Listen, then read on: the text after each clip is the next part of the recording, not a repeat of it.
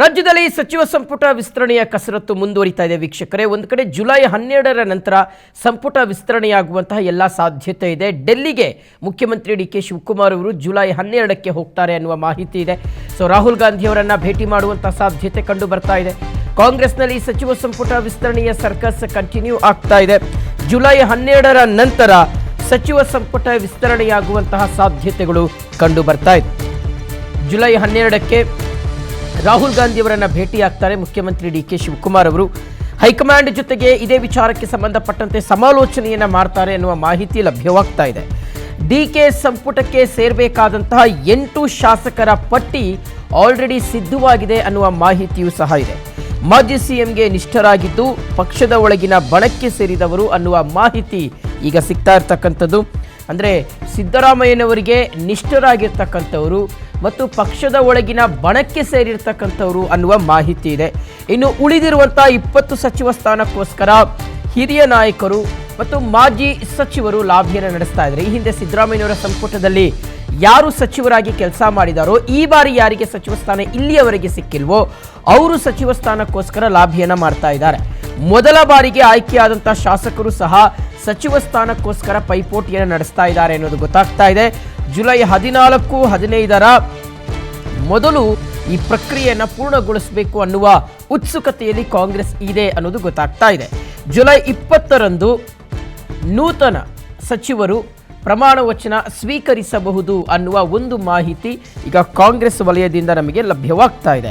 ವೀಕ್ಷಕರೇ, ಈಗ ಒಂದು ಕಡೆ 13 ಜನ ಶಾಸಕರುಗಳು ಸಚಿವರಾಗಿ ಪದೋನ್ನತಿಯನ್ನು ಪಡ್ಕೊಂಡ್ರು ಡಿ ಕೆ ಶಿವಕುಮಾರ್ ಅವರು ಮುಖ್ಯಮಂತ್ರಿಯಾಗಿ ಪದಗ್ರಹಣ ಸ್ವೀಕರಿಸುವಂಥ ಸಂದರ್ಭದಲ್ಲಿ.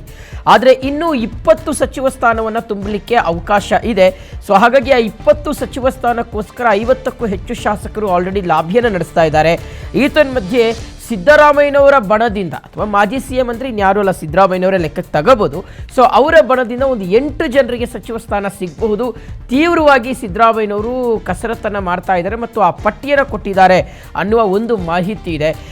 ಮಧ್ಯೆ ಇನ್ನುಳಿದಂತಹ ಹಿರಿಯ ಸಚಿವರು ಅಂದರೆ ಈ ಹಿಂದೆ ಸಿದ್ದರಾಮಯ್ಯನವರ ಸಂಪುಟದಲ್ಲಿ ಕೆಲಸ ಮಾಡಿದಂಥ ಹಿರಿಯ ಶಾಸಕರು ಸಚಿವರಾಗಿ ಈ ಬಾರಿ ಕ್ಯಾಬಿನೆಟ್ಗೆ ಸೇರಬೇಕು ಅನ್ನುವ ಒಂದು ಆಸೆಯನ್ನು ಇಟ್ಕೊಂಡಿದ್ದಾರೆ. ಸೊ ಹಾಗಾಗಿ ಅವರು ತಮ್ಮ ಲಾಭಿಯನ್ನು ಮುಂದುವರಿಸಿದ್ದಾರೆ. ಮಗದೊಂದು ಕಡೆ ನೂತನವಾಗಿ ಆಯ್ಕೆಯಾಗಿರ್ತಕ್ಕಂಥ ನ್ಯೂ ಫೇಸಸ್, ಹೊಸ ಮುಖಗಳು.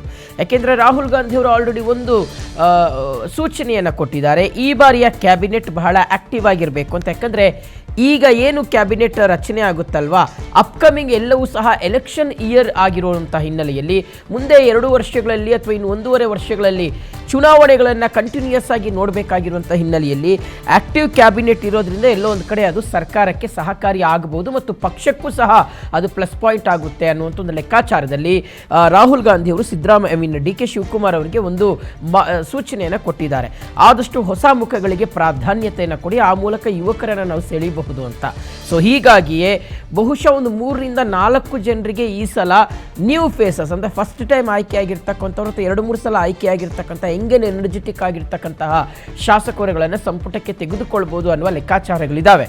ಆದರೆ ಗೊತ್ತಿಲ್ಲ ಯಾವ ರೀತಿಯಾಗಿ ಕಾಂಗ್ರೆಸ್ ಹೈಕಮಾಂಡ್ ಅಳೆದು ತೂಗಿ ಶಾಸಕರನ್ನು ಸಚಿವರನ್ನಾಗಿ ಆಯ್ಕೆ ಮಾಡುತ್ತೆ ಅನ್ನೋದನ್ನು.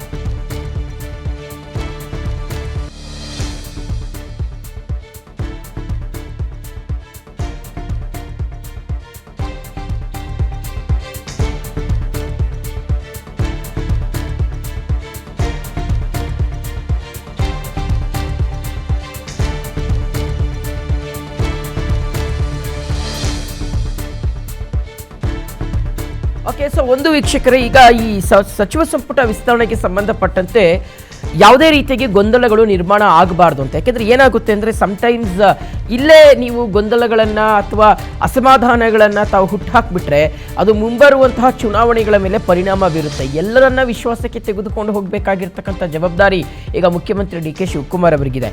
ಆಮೇಲೆ ಡಿ ಕೆ ಶಿವಕುಮಾರ್ ಅವರು ಸಹಜವಾಗಿ ತಮ್ಮ ಬಣದಲ್ಲಿ ಗುರುತಿಸ್ಕೊಂಡಿರ್ತಕ್ಕಂಥ ಅಥವಾ ತಮ್ಮ ಜೊತೆಗೆ ಇಷ್ಟು ದಿನಗಳ ಕಾಲ ಒಟ್ಟೊಟ್ಟಿಗೆ ಜೊತೆಗೆ ಹೆಜ್ಜೆ ಹಾಕ್ತಾ ಇದ್ದಂಥ ಒಂದಷ್ಟು ಜನ ನಾಯಕರುಗಳ ಪಟ್ಟಿಯನ್ನು ಅವ್ರು ಕೊಡ್ತಾರೆ. ಎಸ್ ಅಫ್ಕೋರ್ಸ್ ಸಿದ್ದರಾಮಯ್ಯನವರು ಸಹ ಒಂದು ಪಟ್ಟಿಯನ್ನು ಕೊಡ್ತಾರೆ. ಹಾಗಂತ ಇವರಿಬ್ಬರ ಪಟ್ಟಿಯ ಫೈನಲ್ ಅಂತಲ್ಲ. ಹೈಕಮಾಂಡ್ ಏನು ಮಾಡುತ್ತೆ, ಎರಡೂ ಪಟ್ಟಿಯನ್ನು ಅಳೆದು ತೂಗಿ ಸಮುದಾಯವಾರು, ಪ್ರದೇಶವಾರು ಎಲ್ಲವನ್ನೂ ಸಹ ಗಣನೆಗೆ ತೆಗೆದುಕೊಂಡು ಅವಕಾಶವನ್ನು ಮಾಡುವಂತಹ ಸಾಧ್ಯತೆ ಇದೆ.